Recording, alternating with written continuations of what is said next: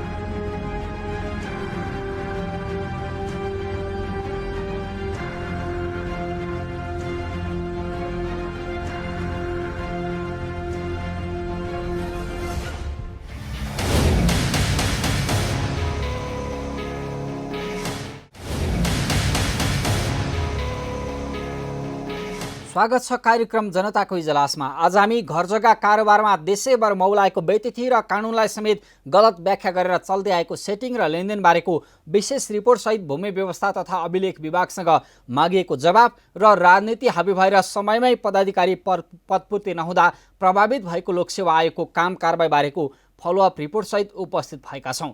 तपाईसँग पनि कुनै समस्या र गुनासो भई पठाउन वा टिपाउन सक्नुहुनेछ। त्यस्ता गुनासा र समस्यालाई हामी कार्यक्रममा उच्च प्राथमिकता दिनेछौँ। अब आजको पहिलो विषय। सरकारले खेतीयोग्य जमिनको खण्डीकरण रोक्ने सफा नियतले 2074 साउनबाट किताकाट सम्बन्धी विगतको कानुनलाई केही परिमार्जन गर्यो। अन्य कानुनी आधारमा जग्गाको कारोबार तथा किताकाट यथावत भए पनि अहिले स्थानीय तह, मालपोत लगायतका निकायमा घर जग्गा कारोबार गर्नेहरूको झमेला बेहोर्दै आएका छन्। अझ खेतीयोग्य जमिनलाई समेत होइन भन्दै सिफारिस दिने स्थानीय तह र जग्गा कारोबारीहरूको स्वार्थको साँडकाँठ मिल्दा काठमाडौँ उपत्यकासहित देशैभर जग्गा किताकाट र मनोमानी मौलाएको छ।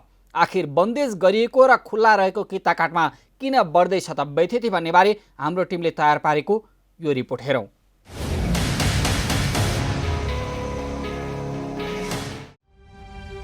जग्गाको किताकाट नगर्न सर्वोच्च अदालतले सरकारका नाममा आदेश दिए पनि जमिन खण्डीकरण गर्ने काम रोकिएको छैन। अंशमुण्डा लगायत विभिन्न बहानामा कतिपयले स्थानीय तहको स्वीकृति र अधिकांशले स्वीकृति नलिई प्लटिङ गरेर जमिन खण्डीकरण गरिरहेका छन्।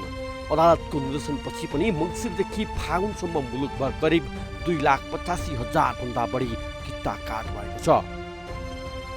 पछिल्लो 3 वर्षको आँकडा केलाउने हो भने पनि अहिले देशभर दैनिक 8,500 हाराहारीमा किता काट भइरहेका छन्। यी मध्ये पनि अधिकांश किता काट खेतीयोग्य जमिनलाई होइन भन्ने स्थानीय तहको सिफारिस र स्थानीय तह मालपोतसँगै लेखापढी व्यवसाय र स्वयं जग्गाको कारोबार गर्ने व्यक्तिको सेटिङ र लेनदेनमा भइरहेको पाइएको छ।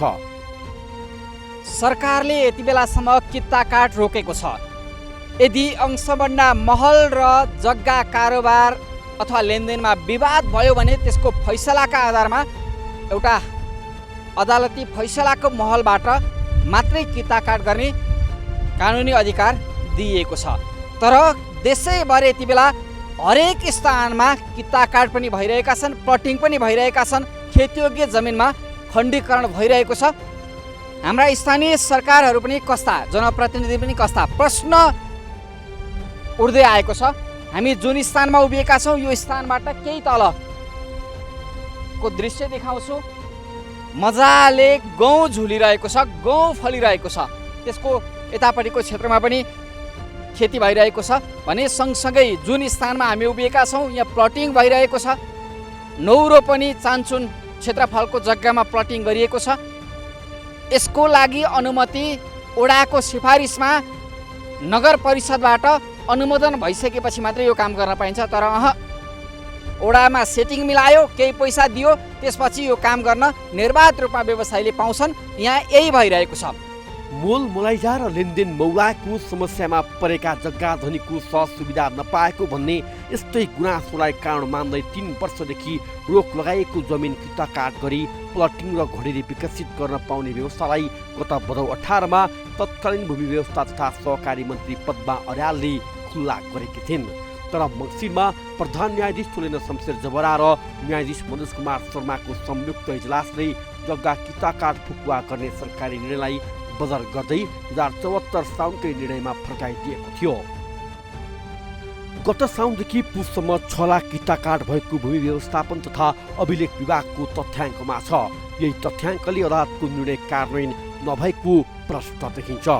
2074 साउन 26मा सरकारले कृषियोग्य जग्गा कुनै प्रकारले किता काट गरी घडेरीका रूपमा बिक्री वितरण गर्न गराउन नपाउने निर्णय गरेको थियो। त्यही वर्षको पुसमा भने जग्गा खण्डीकरण रोक्दा सर्वसाधारणलाई मर्का परेको र भूमाफिया मौलाएको भन्दै जग्गाको चक्राबन्दी गर्ने व्यक्ति, फर्म, संस्था वा कम्पनीले स्थानीय तहको स्वीकृति लिएर किता काट गर्न पाउने व्यवस्था गरियो। भूमि व्यवस्था, सहकारी तथा गरिब निवारण मन्त्रालयको नयाँ निर्देशनमा फेसबुकमा जग्गाको किसिम जुनसुकै देखिए पनि स्थानीय तहबाट खेतीयोग्य जग्गा होइन भन्ने बेहोरा लेखी आएमा जग्गा खण्डीकरण वा किता काट गर्न सकिने उल्लेख गर्यो। सो व्यवस्थाको धज्जी उडाउँदै स्थानीय जनप्रतिनिधि, मालपोत र नापी कार्यालयका कर्मचारीको मिलोमतोमा कृषियोग्य जमिनमै किता काट झन् फस्टाएको छ।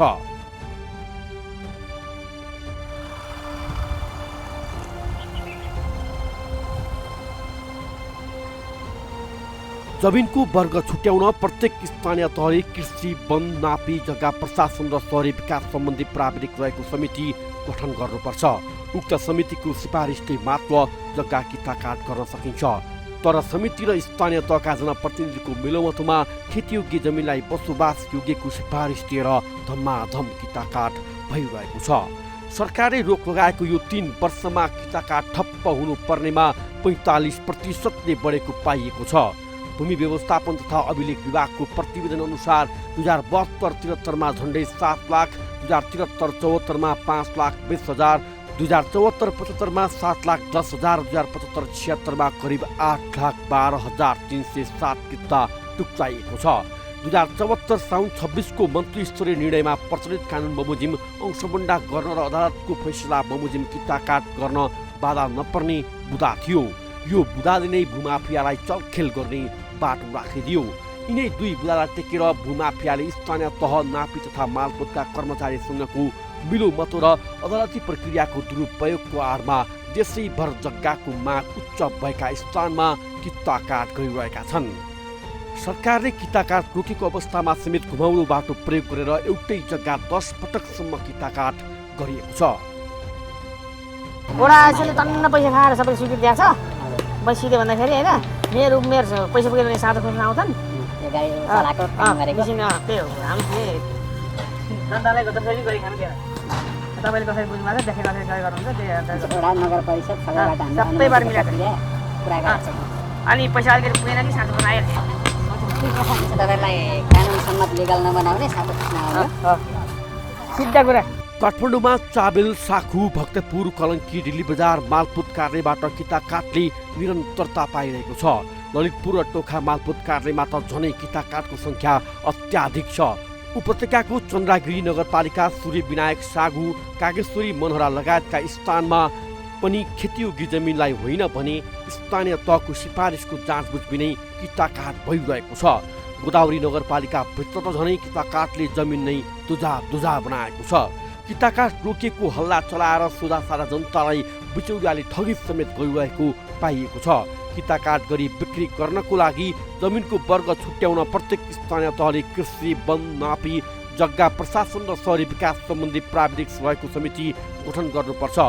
उक्त समितिको सिफारिसले मात्र जग्गा किताकाट गर्न सकिने व्यवस्था भए पनि स्थानीय तहमा समिति नै गठन नगरी हचुवा र लेनदेनका भरमा सिफारिस पत्र दिँदै आइएको छ।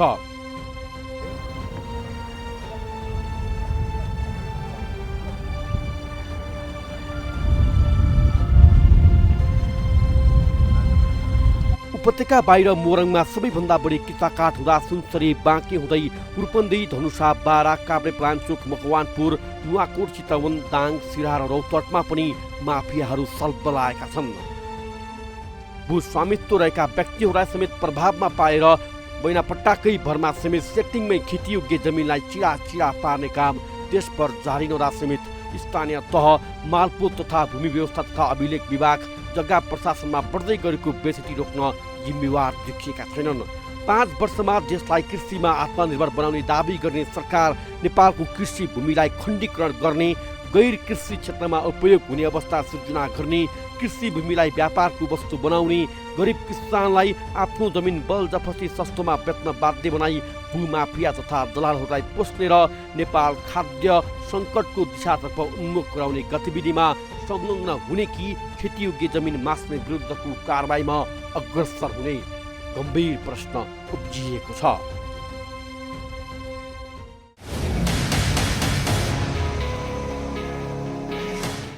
देखिहाल्नुभयो देशभर भूमाफियाहरूको सक्रियता कस्तो छ भन्ने।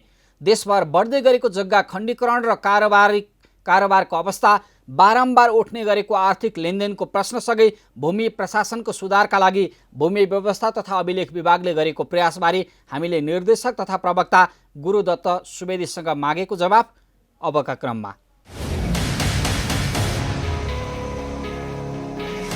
हामीले हेर्दाखेरि 2074 सालपछि अहिलेको अवस्थामा हेर्दाखेरि चाहिँ जुन सरकारले खेतीयोग्य जमिन खण्डीकरणमा प्रतिबन्ध लगायो र वर्षमा गर्न परे पनि अब अंशमण्डाका नाममा होला या अरू व्यावहारिक कामका लागि होला एकपटक वर्षको किताकाट भनेर प्रावधान राख्यो र सम्मानित सर्वोच्च अदालतबाट पनि त्यो खालको निर्णय कार्यान्वयन गर्नु भन्नेको अवस्था छ। तर तथ्याङ्क र आँकडा तपाईँलाई हामी अनौपचारिक पनि छलफल गर्दाखेरि आँकडाले अर्कै भनिरहेको छ। यो काम नियम सम्मत रूपमा भइरहेको छ या सेवाग्राहीको शब्द सापटिँदाखेरि चाहिँ सेटिङमा भइरहेको छ भनेर प्रश्न गर्न मिल्ला? होइन, हजुरलाई प्रश्न गर्न त नमिल्ने भन्ने कुरा भयो र वास्तवमा यो के छ भन्दाखेरि हाम्रो अलिकति के भयो भने किताकाट गर्न पुरै रोकै लगाइयो भन्ने हाम्रो त बुझियो कि वास्तवमा त्यो रोकै लगाएको होइन। जस्तो चाहिँ कृषि योग्य जमिनको खण्डीकरणमा केही सीमितताहरू केही पूर्व कन्डिसनहरू राखिएको अवस्था हो भने आवासीय र गैर कृषि क्षेत्रको उसमा त कुनै रोक लगाएको अवस्था छैन। त्यो हिसाबले गर्दाखेरि पनि त्यो किताकाटको सङ्ख्या यहाँले भने जस्तै बढी देखिएको हुनसक्छ। यहाँले नै अगाडि भन्नुभयो यो हाम्रो चाहिँ पछिल्लो 3 महिनामा पुष माघुन र फागुन गरेर हाम्रा 126 कार्यालयहरूबाट चाहिँ 2,14,941 वटा किता खण्डीकरण भएर 4,90,228 भने 2,75,000 भन्दा बढी चाहिँ किताहरू चाहिँ काट गरिएछ।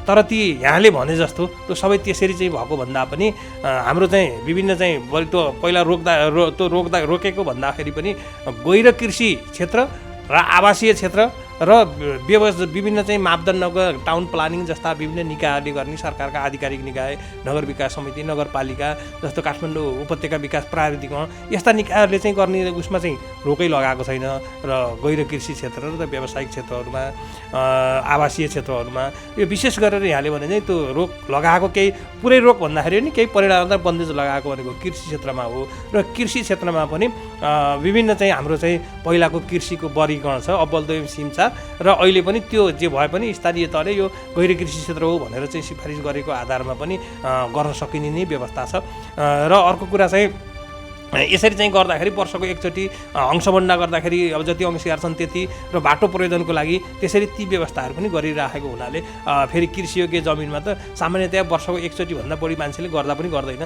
त्यो विशेष पर्यो भने जस्तो चाहिँ अब अरू चाहिँ पेसा रोजगार अरू आम्दानी छैन भने कोही दुख बिमार आयो उपचार गर्न पर्यो भने त्यही एक टुक्रा बेचेर उपचार गर्नुपर्ने अवस्था छ जस्तो हाम्रो चाहिँ फेरि कतिपय हाम्रा चाहिँ सामाजिक संस्कारहरू पनि एकदम बोजिला खालका छन् बिहे गर्न पर्यो व्रतबन्ध गर्नु पर्यो पास्नी गर्नु पर्यो अझ चाहिँ विभिन्न चाहिँ समुदायहरूमा चाहिँ कम्युनिटीमा त गुठी जस्ताहरूको चाहिँ धान्नको लागि पनि बिक्री गर्नुपर्ने अवस्था छ त्यसरी पनि वर्षमा एकचोटि त कानुनले पनि दिएको छ अंशबन्डा लगायतका कुराहरू भए त्यो हिसाबले बढ्दाखेरि पनि बढेको हुनसक्छ किन भन्दा किताकाट पहिलेदेखि नै गरिरहेछ त्यो हिसाबले चाहिँ त्यसरी नै कर्मिक रूपमा बढेको होला भन्ने नै हामीलाई लागेको छ।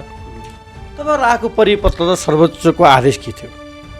होइन हामीले चाहिँ त्यही 74/4/26 चाहिँ एउटा मन्त्रालयले निर्णय गरेर परिपत्र गर्यो त्यो अनुसार चाहिँ केही आंशिक रूपमा चाहिँ त्यही कृषि क्षेत्रमा केही परिणामता बन्दै जस्तो लगाएको थियो।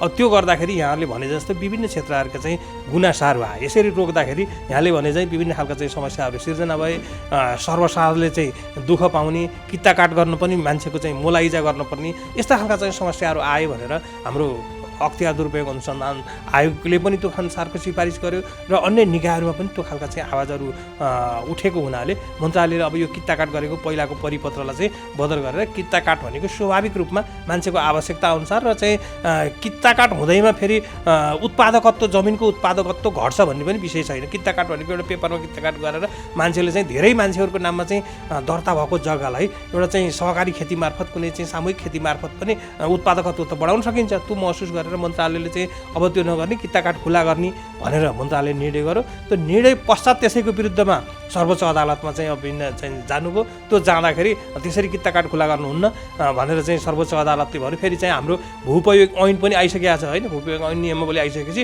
त्यसको आधारमा मात्रै गर्नुपर्छ भनेर त्यो केही समयलाई चाहिँ सर्वोच्च अदालतले रोकिसकेपछि हाम्रो पहिलाको परिपत्र अनुसार चाहिँ परिणात्मक रूपमा चाहिँ कृषि क्षेत्रलाई अलिकति सङ्कुचित बनाएको त्यो नै कार्यान्वयनमा छ। त्यस कारणले अब यसमा चाहिँ के छ भने भूउपयोग ऐन अनुसार अगाडि बढ्नको लागि हाम्रो भूउपयोग नक्सा सबै स्थानीय तहहरूको चाहिँ बनाउनु पर्यो। नापी विभागले त्यो बनाइरहेको पनि छ। त्यो गरिसकेपछि अनि सबै स्थानीय तहहरूले चाहिँ त्यसको वर्ग छुट्याउनु पर्यो। अब आवासीय क्षेत्र हो कि औद्योगिक क्षेत्र हो कि व्यावसायिक क्षेत्र हो कि त्यो विभिन्न क्षेत्रहरू चाहिँ निर्धारण गरिएको छ। त्यो क्षेत्र अनुसार चाहिँ वर्गीकरण गर्नु पर्यो र त्यो आधारमा मात्रै अगाडि बढाउनुपर्छ भनेर त्यसरी रोकिएको हो।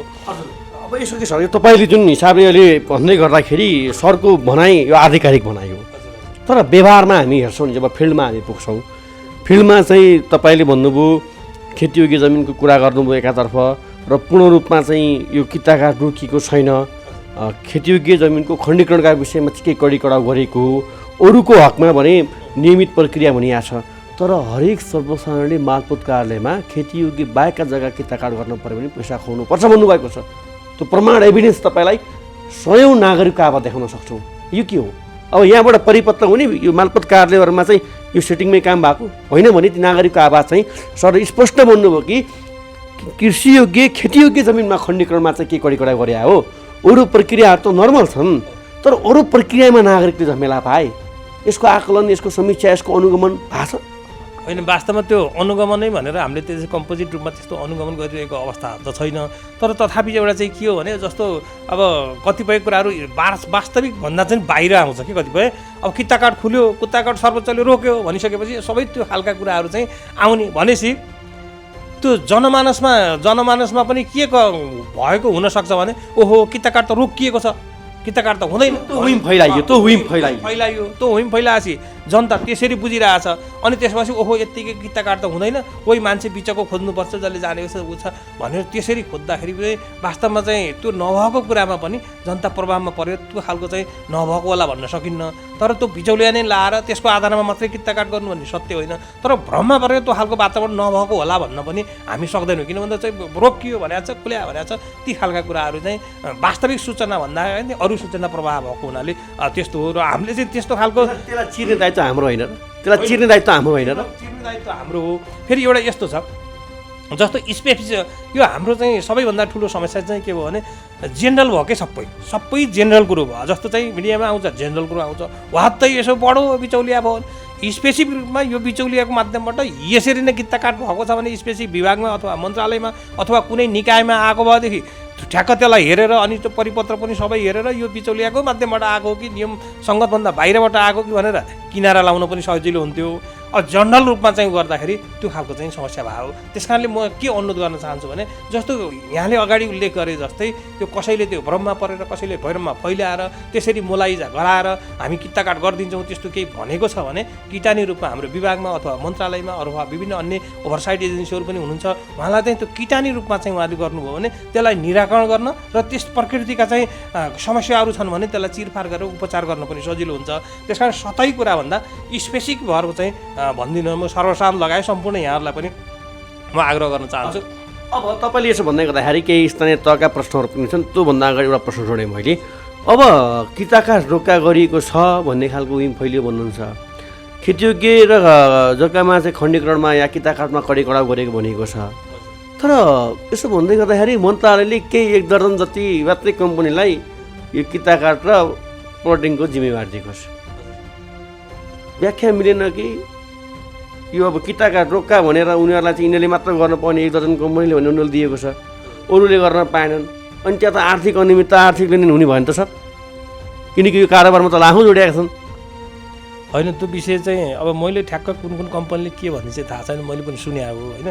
र कतिपय चाहिँ पहिलेदेखि चाहिँ एउटा चाहिँ व्यवसायिक उत्पादनमा जस्तो व्यवस्थित सहरीकरणको विकासमा त्यस्तो योगदान गरेका कुनै उसलाई चाहिँ किताकाट गर्न पाउने भने त्यो खालको निर्णय भएको छ भनेर मैले सुने हो, मैले नि हेरेको छैन। त्यस कारणले प्रष्ट मलाई जानकारी नभएको हुनाले त्यहाँ कुन कुन संस्था छन् के छन् के हो भने त्यसलाई मैले प्रश्न दिने अरूलाई नदिँदाखेरि त त्यहाँ गन्जागोल या आर्थिक अपारदर्शिताको कुरा त प्रश्न त उठ्छ नि त। होइन त्यस्तो हुँदाखेरि जहाँ चाहिँ परिणाममा त बन्देज लगाइन्छ केही गरिन्छ त्यस्ता खालका क्वेसन चाहिँ जसले पाउँदैन त्यसले उठाउन सक्छ होइन। तर त्यसको बारेमा मलाई डिटेलमा चाहिँ जानकारी नभएको। हजुर अब अर्को प्रश्न राखेँ मैले तपाईँलाई। अब अहिले काठमाडौँ उपत्यकामा फेरि कस्तो प्रश्न सोध्नु पो नभन्नु होला होइन, काठमाडौँ उपत्यकामा खेतीयोग्य जमिन हामीले छुट्याएका छौँ, कति छ थाहा छ? होइन यस्तो छ, त्यो मैले अगाडि नै थोरै यहाँलाई जोड्न चाहेको थिएँ। तपाईँको चाहिँ एउटा पहिलो कुरो के भने हाम्रो भूप्रयोग ऐन आइसकेको छ, त्यसले गर्दाखेरि त्यसले चाहिँ विभिन्न चाहिँ वर्गमा चाहिँ जग्गाहरू वर्गीकरण गरेको छ क्या, जग्गा औद्योगिक क्षेत्र, व्यावसायिक क्षेत्र, आवासीय क्षेत्र, कृषि क्षेत्र भनेर वर्गीकरण गरेको छ। त्यो वर्गीकरण गरिसकेपछि त्यसको आधारमा चाहिँ हामीले भूप्रयोग नक्सा भनेर चाहिँ बनाउने, त्यो बनाइसकेपछि त्यसले चाहिँ वर्गीकरण अनुसार जुन जुन क्षेत्रहरूमा पर्छ त्यसलाई त्यही प्रयोजनमा चाहिँ हामीले उत्साहित गर्ने, मोटिभेसन गर्ने, त्यही प्रयोजनमा पढाउने, त्यो हो हाम्रो सिद्धान्त। अब त्यो अनुसार अब नक्सा बनेर यति नै छ भनेर अहिले चाहिँ त्यो आधिकारिक रूपमा भइसकेको नि अवस्था छ। अब कतिपय अब त्यही भने नि अब कृषियोग्य मजाले चाहिँ आलु फलिरहेछ, ऊ फलिरहेछ, हाम्रो खेतीयोग्य छ, अब स्थानीय तहले चाहिँ कृषियोग्य होइन भनेर आयो भने मान्न पर्ने अवस्था पनि। प्रश्न यहाँनिर भयो, अब प्रश्न कहाँनिर भयो ठ्याक्कै तपाईँ त्यसैमा आउनुभयो। जस्तै 2 रोपनीसम्म ओडाले दिने अधिकार भयो होइन, सिफारिस आफ्नो जग्गा सम्याउनलाई 2 रोपनीभन्दा बढी नगरपालिकाको बोर्ड बैठकले निर्णय गर्नुपर्ने भयो र त्यसको पहिचान यो खेतीयोग्य जमिन हो या होइन, यो दिन आवश्यक छ या छैन भन्ने अधिकार वडा र नगरपालिकालाई रह्यो। त्यहाँबाट सिफारिस लिएर गइसकेपछि मात्रै अरू प्रक्रिया अगाडि बढ्छ। तर अहिले के भइदियो भन्दाखेरि चाहिँ यो दायित्व तपाईँहरूको पनि हो, यो सहरलाई व्यवस्थित बनाउने या जग्गाको चाहिँ किताकाट र खण्डीकरणलाई नियन्त्रण गर्ने नियमन गर्ने दायित्व त अभिलेखालयको पनि हो। तर वडा र नगरपालिकाको सिफारिसमा भट्टाभट तपाईँको खेतीयोग्य जमिनमाथि पनि जहाँ चाहिँ पनि प्लटिङ डोजर आतङ्क, तपाईँलाई थाहै होला स्थानीय सरकार आएपछि डोजर आतङ्कै भयो भनिएको पनि छ, जताततै प्लटिङ किताकाट भयो। अब यहाँ कसको मिलो मत छ भन्ने। अनि यो वास्तवमा के छ भने वास्तवमा यो भूमि व्यवस्थापन तथा अभिलेख विभाग, यो मालपोत कार्यालयहरू भनेको वास्तवमा एउटा अभिलेख यहाँले भने चाहिँ रेकर्ड व्यवस्थापन गरिदिने, उहाँले चाहिँ किनबेच गर्नुहुन्छ त्यो एउटा साँचीको रूपमा पास पारित गरिदिने, उहाँले पास पारित गरेको भने रेकर्ड राखिदिने, त्यो चाहिँ प्रशासनिक उसमा मात्रै साँच्चै भन्यो भने आबद्ध छ। र हाम्रो मन्त्रालय विभागले एउटा नीतिगत मार्ग निर्देशनहरू चाहिँ गर्न सक्ने विषय रह्यो। नत्र अरू विषयहरू चाहिँ जस्तो चाहिँ यहाँले भन्नुभयो किता काट प्लटिङ यी विषयहरू अब हाम्रो भूउपयोग ऐनले पनि स्थानीय तहलाई नै यसलाई बढी अधिकार दिएको छ। त्यो भूउपयोग नक्सा बनाउने, त्यसको वर्गीकरण गर्ने, त्यो अनुसार सिफारिस गर्ने, त्यो वर्ग छुट्याउने, ती खालका कुराहरू त्यसलाई ऐनले पनि अधिकार दिएको हुनाले महत्त्वपूर्ण जिम्मेवारी स्थानीय तहको स्थानीय सरकारहरूकै हो। त्यसपछि त्यसलाई फ्यासिलिटेट गर्ने, सहजीकरण गर्ने काम त पाउनुहुन्छ त जिम्मेवारी निभाएको पाउनुहुन्छ त स्थानीय तहले। सरले पनि त यसो बेला बखत हिँड्दाखेरि होइन यो चाहिँ अलिक कसरी भएछ, यो स्थानीय तहले कसरी दिएछ, कहिले त खडेको थियो नि त आफू पनि यही क्षेत्रमा काम गरे, यही क्षेत्रमा यस्तो लामो अनुभव छ होइन। र यो हेर्दाखेरि अलिकति यो विधि प्रक्रिया मिलेन कि होइन, यो भूउपयोग ऐनले पनि स्थानीय तहलाई दिएको छ, अहिले स्थानीय सरकार आइसके स्थानीय तहमा यो अधिकार प्रत्यार्जन भएको छ, अलिकति स्थानीय तहबाट भयो या भएन के लाग्छ सर हजुरलाई? होइन यो वास्तवमा भने के छ भन्नुहुन्छ भने म त योभन्दा अगाडि म स्थानीय तहमै थिएँ होइन, र म इन्भल्भ भएको स्थानीय तहमा भूउपयोग नक्सा पनि बनाएर हाम्रो नाप विभागले हस्तान्तरण गरिराखेको पनि अवस्था थियो। त्यो गर्दाखेरि यसलाई कार्यान्वयन गर्न सकिन्छ, त्यो भूउपयोग ऐनलाई चाहिँ कार्यान्वयन गरेर अगाडि बढ्न सकिन्छ कि भनेर हामीले त्यही सानातिना प्रयास पनि नगरेको होइन कि। तर वास्तवमा के छ भने यो अब अहिले जसरी भूउपयोग नक्सा बनिरहेको छ, अब त्यहाँ खेतीयोग्य भनेको ठाउँमा अलरेडी त्यहाँ चाहिँ घरहरू चाहिँ बनिसके तपाईँको। खेतीयोग्य जमिन भनेको त बिगाउँ तराईतिर हो, रोपनीका रोपनी हजारौँ रोपनी उ त त्यस्तो छैन। मान्छेले चाहिँ 2 रोपनी जग्गा किन्छ, त्यहाँ एउटा घर बनाइसक्यो। अब एउटा घर त्यहाँ छँदैछ, अब त्यसलाई चाहिँ अब आवासीय भने अब कि चाहिँ त्यसलाई स्थानान्तरण गरेर अर्को ठाउँमा घर बनाइदिएर त्यहाँ खेतीमा मात्रै लाउनु पर्यो। यो हाम्रो चाहिँ सामाजिक बनावट, हाम्रो चाहिँ संस्कार, हाम्रो चाहिँ जो कि अलि पहिल्यैदेखि 20-50 वर्ष पहिल्यैदेखि सहरीकरण हुनुभन्दा अगाडि नै त्यो खालको चाहिँ वेमा गएको भए चाहिँ सम्भव थियो कि जस्तो लाग्छ मलाई।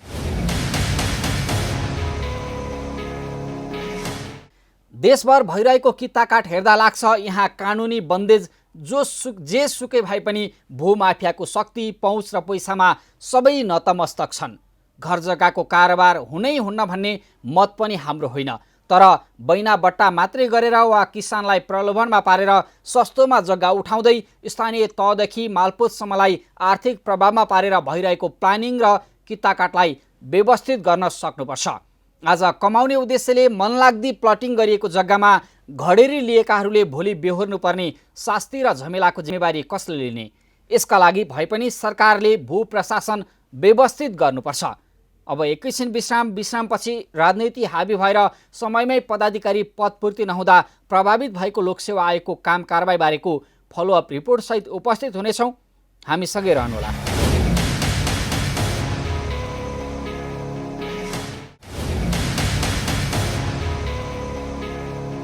विश्रामपछि स्वागत छ। तपाईँ हेर्दै हुनुहुन्छ कार्यक्रम जनताको इजलास। संविधान त 1 महिना अघि नै लोकसेवा आयोगका पदाधिकारीको नाम सिफारिस गर्नुपर्ने हो, तर राजनीतिक खिचातानीका कारण संवैधानिक परिषदले नियुक्तिको सिफारिस गर्न नसक्दा आजबाट लोकसेवा आयोग खाली भएको छ। पदाधिकारी विहीन भएको आयोगका कारण कर्मचारी पदपूर्ति, बढुवा लगायतमा देखिने प्रभावसँगै सरकारले संवैधानिक आयोगमाथि गर्दै आएको व्यवस्था बारेको यो फलोअप रिपोर्ट हेरौँ।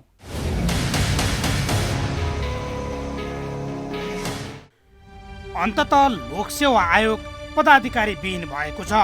आयोगका अध्यक्ष उमेश प्रसाद मैनाली, सदस्यहरू बिन्द्र हाडा भट्टराई, अशोक कुमार झा, ब्रह्मदेव राय, कृष्णचन्द्र झाको 6 वर्ष अवधि मङ्गलबार सकिएपछि बुधबारदेखि आयोग पदाधिकारी विहीन भएको हो। अध्यक्ष मैनाली सहित 7 पदाधिकारी 2071 चैत 11 गते नियुक्त भएका थिए। डाक्टर गोविन्द प्रसाद कुसुम र श्री पुरुष ढकालले उमेर हदका कारण अवकाश पाएका थिए। नेपालको संविधान 2072ले पनि संवैधानिक निकायमा 5 पदाधिकारीको व्यवस्था गरेको छ। आयोग पदाधिकारी विहीन हुँदा सरकारी तथा अर्ध सरकारी कार्यालयहरूमा कर्मचारी छनौट प्रक्रियामा असर परेको छ।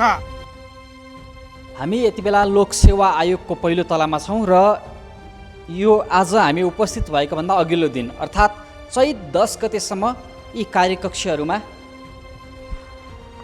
माननीय अध्यक्ष लेखीको कार्यकक्षमा अध्यक्ष हुनुहुन्थ्यो लोकसेवा आयोगमा।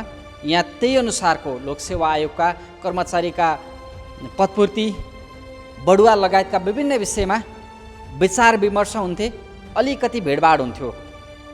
तर यति बेला अध्यक्षज्यूको कार्यकक्ष सुनसान छ, खाली भएको छ, किनकि यो पहिल्यै संवैधानिक व्यवस्था अनुसार यो खाली हुन्छ भन्ने परिकल्पना पहिल्यै गरिएको थियो। तर संवैधानिक परिषद र सरकारबाट या सिफारिस गर्ने काममा विलम्ब हुँदा यति बेला लोकसेवा आयोग सुनसान जस्तो भएको छ। हामी अर्को कार्यकक्षमा देखाउँछौँ यहाँहरूलाई। माननीय सदस्यको कार्यकक्ष भनिएको छ। यहाँ पनि लोकसेवा आयोगको एकजना सदस्य हुनुहुन्थ्यो। चैत 10 गतेपछि यो कार्यकक्ष पनि खाली भएको छ। सँगसँगै यहाँ अरू कार्यकक्ष छन्। 2 जना सदस्यहरू यसअघि नै बिदा हुनुभएको थियो उमेर हदका कारण। बाँकी 5 जना अध्यक्षसहित 5 जना हुनुहुन्थ्यो। 5 जना मङ्गलबारबाट सेवानिवृत्त भएपछि भने लोकसेवाले गर्नुपर्ने कर्मचारीको पदपूर्ति, बढुवा लगायतका विभिन्न सिफारिस, यो कर्मचारी प्रशासनसँग जोडिएका सबै काम यति बेला प्रभावित भइरहेका छन् भने यी सदस्य र अध्यक्षको कार्यकक्ष यति बेला सुनसान छ। विशेष गरी भन्नुपर्दा यो आयोगका पदाधिकारीको रिक्तताले आयोग यति बेला सुनसान छ भने आफ्नो संवैधानिक कानुनी जिम्मेवारी पुरा गर्न नसकिरहेको अवस्थामा छ। यो दृश्य हामी यहाँलाई देखाउँछौँ। यहाँ पनि सदस्य हुनुहुन्थ्यो। मङ्गलबारसम्म सदस्य हटिसकेपछि सचिवालयका कर्मचारीहरू मात्रै हुनुहुन्छ। पदाधिकारी नहुँदा पदपूर्तिको नयाँ विज्ञापन, परीक्षा सञ्चालन र नतिजा प्रकाशनको प्रक्रिया समेत रोकिएको छ। विज्ञापन प्रकाशन, कच्चा प्रश्न पत्र तयारी, परिमार्जन, परीक्षा उत्तर पुस्तिका परीक्षण र अन्तर्वार्ताका लागि विज्ञ छनौट गर्नुपर्ने प्रावधान छ। छनौट गर्ने अधिकार आयोगको पदाधिकारी बैठकलाई मात्रै छ। नयाँ पदाधिकारी नियुक्त नहुन्जेलसम्म सबै काम ठप्प हुने आयोगले जनाएको छ। आयोगमा पदाधिकारी नहुँदा आन्तरिक र खुल्ला प्रतिस्पर्धा, सुरक्षा निकाय तथा सङ्गठित संस्थानतर्फका परीक्षा, उत्तर पुस्तिका परीक्षण र नतिजा प्रकाशन प्रभावित भएको छ। संविधानमै लोकसेवा आयोगले यो काम गर्ने भनेको आयोगको बिहाफमा हामीले गर्ने हो। हामी कर्मचारीहरू, सचिवालयको टिम छ। आयोग भन्ने बित्तिकै गर्ने त उहाँहरूले नीति तय गर्ने, केही कार्यक्रमहरू तय गरिदिने र काम गर्ने खालको वातावरण मिलाइदिने कुरा, नीतिगत निर्णयहरू गर्ने हो। तर सबै काम हामी कर्मचारी टिमले गर्ने कामहरू पनि आयोगकै बिहाफमा गर्ने कामहरू हुन्छन्। त्यसको नीतिगत निर्णयहरू गरिदिने, कतिपय कुराहरू निर्णय आयोगबाटै गराएर गर्ने, प्राय अलमोस्ट हाम्रो सबैजसो काम चाहिँ आयोगकै निर्णयअनुसार हामीले काम गर्ने हुन्छौँ। र त्यो निर्णय गर्ने विङ्स भ्याकुम हुँदाखेरि चाहिँ आयोगले गर्ने सबैजसो काम चाहिँ प्रभावित हुन्छन्। खास गरेर चाहिँ हाम्रो काम भनेको चाहिँ विज्ञापन प्रकाशन, माग कलेक्सनदेखि लिएर विज्ञापन प्रकाशनदेखि हाम्रो काम सुरु हुन्छ।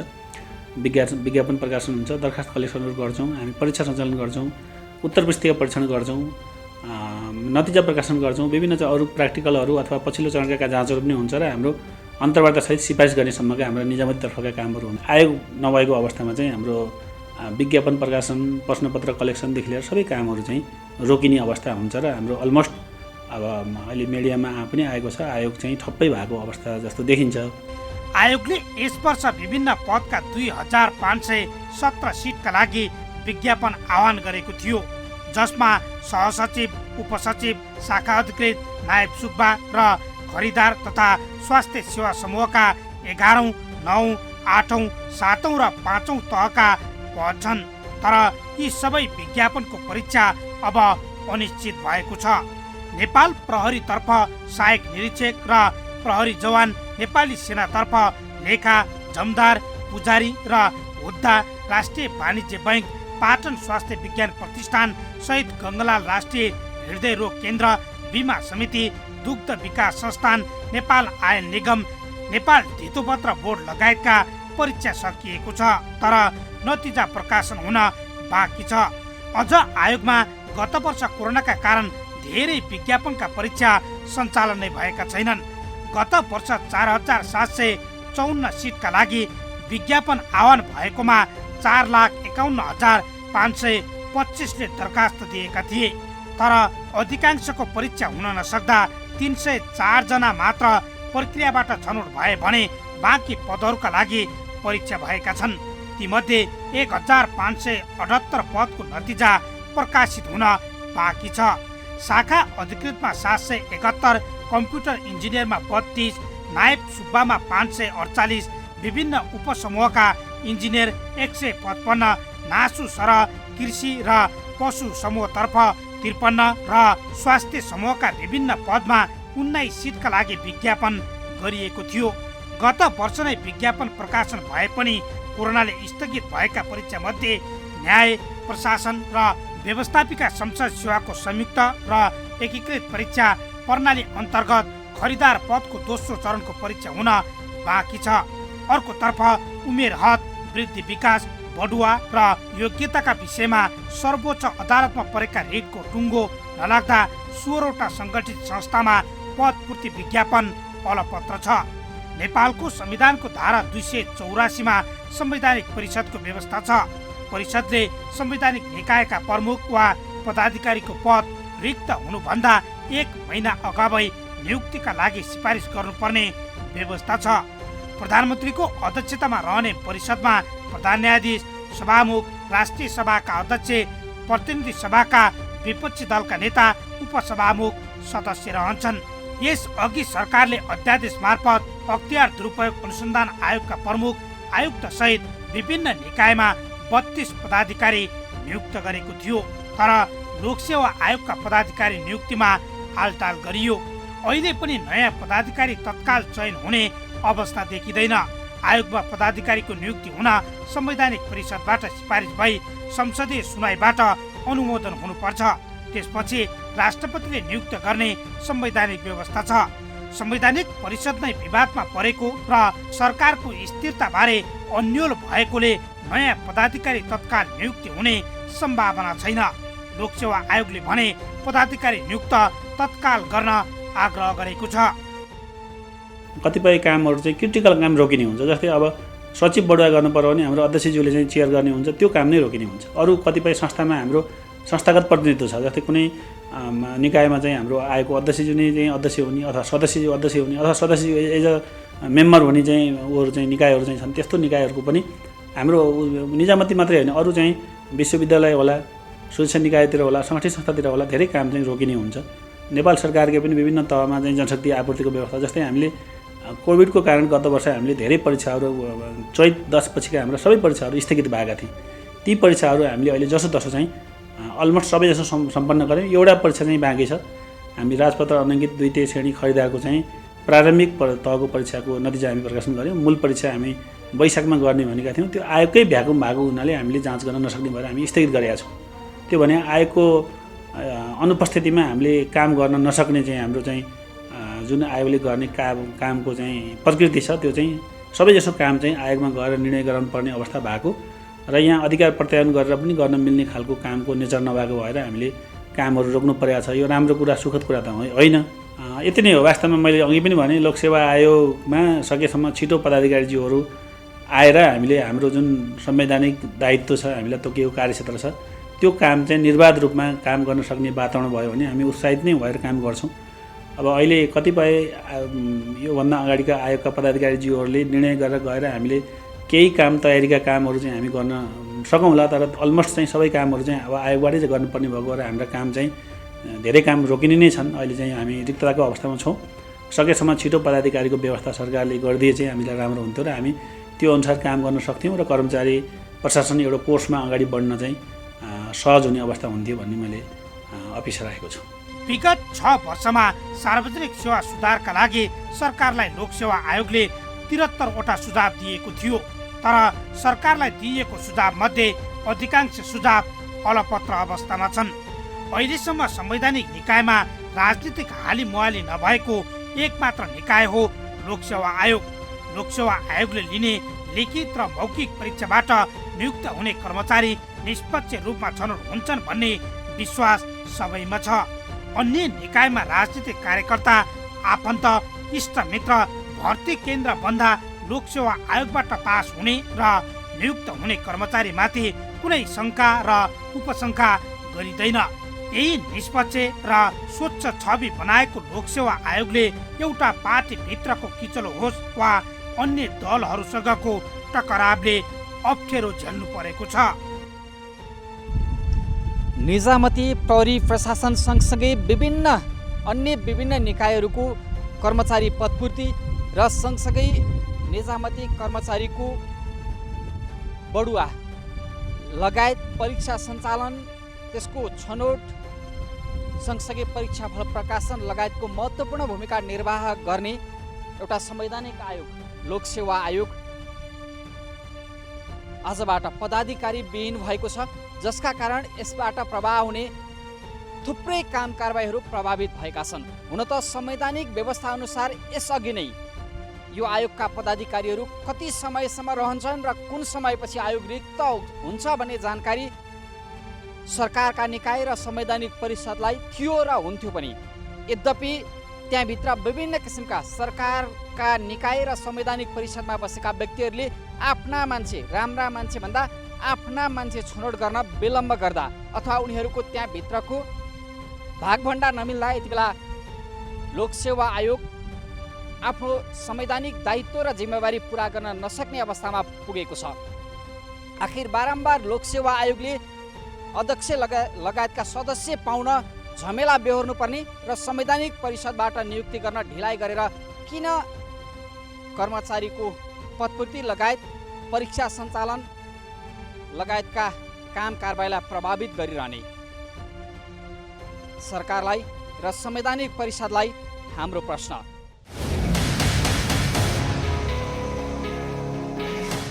सत्तारूढ दलसँगै प्रतिपक्षी दल अनि प्रधानमन्त्री र मन्त्रीसम्मको स्वार्थको हावी हुने संवैधानिक परिषद कहिलेसम्म समयमै संवैधानिक आयोगका पदाधिकारी नियुक्तिको दायित्वबाट भाग्ने? कर्मचारीको भर्नासँगै विशिष्ट श्रेणीका कर्मचारीको बढुवामा भूमिका खेल्ने लोकसेवा आयोगले तत्काल पदाधिकारी पाउनुपर्छ। रिक्त हुनुभन्दा 1 महिना अघि नै सिफारिस गरेर संवैधानिक आयोगलाई गतिशील बनाउने संवैधानिक व्यवस्था कुल्चने काम प्रधानमन्त्री र नेताहरूबाट नहोस्, हाम्रो खबरदारी यतिका लागि। र यस्ता कुनै पनि पीडा, व्यथा, समस्या अनि गुनासोमाथि कार्यक्रम जनताको इजलास मार्फत निरन्तर खबरदारी गरिरहनेछौँ। व्यवसायीले नीति नियम मिचेर गरेका बदमासी, जनताको गुनासो र कथा व्यथासँगै सरकारी निकायबाट दिने सेवा प्रवाहमा भए गरेका कमजोरी केलाएर हामी सुधारको प्रयास कार्यक्रम मार्फत खोज्नेछौँ। तपाईँ हामीलाई आफूले बेहोरेका समस्या र गुनासो स्क्रिनमा देखाइएको टेलिफोन नम्बर र इमेल ठेगानामा टिपाएर वा पठाएर समस्या समाधानको साझा आवाज बन्न सक्नुहुनेछ। हवस् त, आजका लागि जनताको इजलास यति नै। फरक विषयवस्तु र तपाईँहरूकै गुनासोसहित अर्को कार्यक्रममा पुनः उपस्थित हुने नै छौँ। प्राइम टाइम्स टेलिभिजन हेर्दै रहनुहोला। नमस्कार।